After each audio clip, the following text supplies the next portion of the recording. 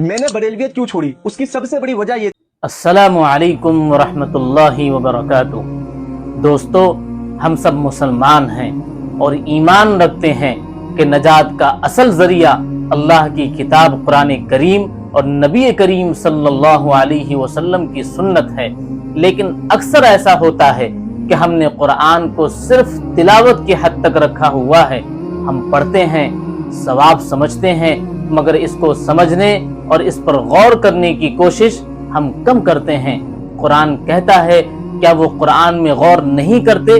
یعنی ہمیں صرف پڑھنا ہی نہیں بلکہ سمجھ کر پڑھنا ہے تاکہ زندگی کے فیصلوں میں رہنمائی ملے۔ جب کوئی انسان قرآن کو ترجمے اور تفسیر کے ساتھ پڑھتا ہے تو اسے احساس ہوتا ہے کہ بہت سی باتیں جو ہم نے ماحول میں یا اپنے آباء و اجداد باپ داداؤں سے سیکھی ہے وہ قرآن اور سنت کے بالکل خلاف ہے۔ تب دل کو سکون ملتا ہے اور یقین پیدا ہوتا ہے کہ اصل سیدھا راستہ وہی ہے جو اللہ نے اپنی کتاب میں بتایا اور رسول اللہ نے اپنی زندگی میں کر کے دکھایا۔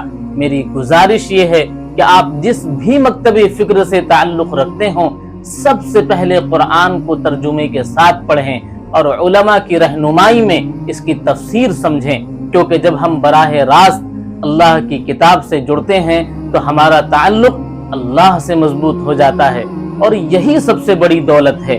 آئیے ہم سب یہ عہد کریں کہ قرآن کو صرف ثواب کے لیے نہیں بلکہ اپنی زندگی کی رہنمائی کے لیے پڑھیں۔ یہی دنیا اور آخرت کی کامیابی کا راستہ ہے۔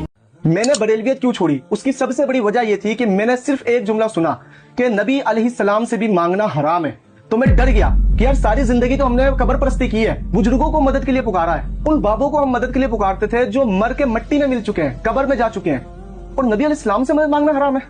تو میں تحقیق میں لگ گیا، اور جب قرآن کی آیات میرے سامنے آئی تو میرا ذہن کھلتا چلے گیا کہ اللہ تعالیٰ فرما رہا ہے کہ جنہیں تم اللہ کے سوا پکارتے ہو وہ تو مردہ ہے، بے جان ہے، انہیں تو یہ نہیں پتا کہ اٹھائے کب جائیں گے۔ جنہیں تم اللہ کے سوا پکار رہے ہو وہ تو کھجور کی گٹھلی کے برابر بھی کسی چیز کے مالک نہیں ہے، کہ قرآن کہہ رہا ہے کہ جنہیں تم اللہ کے سوا پکار رہے ہو وہ تو ایک مکھی بھی نہیں بنا سکتے۔ جب میں نے قرآن کو سمجھ کے پڑھا تو سمجھ میں آیا کہ ان لوگوں نے تو ہمیں کہیں اور ہی لگایا ہوا تھا۔ یہ لوگ اپنی آخرت تو برباد کر رہے ہیں، ساتھ میں ہماری بھی آخرت برباد کرنے میں لگے ہوئے ہیں۔ اور اب مجھے غصہ بھی آتا ہے اور خوشی بھی ہوتی ہے۔ غصہ اس اعتبار سے آتا ہے کہ جہاں ان لوگوں نے مجھے لگایا ہوا تھا قبر پرستی میں، اللہ کو چھوڑ کر دوسروں سے مدد مانگنے میں، اگر اس حالت میں مر جاتا تو میری تو آخرت برباد تھی۔ اور خوشی اس اعتبار سے کہ اللہ کا فضل ہوا کہ اللہ تعالیٰ نے مجھے ہدایت دی۔ الحمدللہ اللہ کا فضل ہے کہ اللہ تعالیٰ نے مجھے شیطان کے راستے سے ہٹا کر سیدھے راستے پر لگا دیا۔ اللہ تعالیٰ تمام مسلمانوں کو ہدایت دے جس طرح مجھے ہدایت دی۔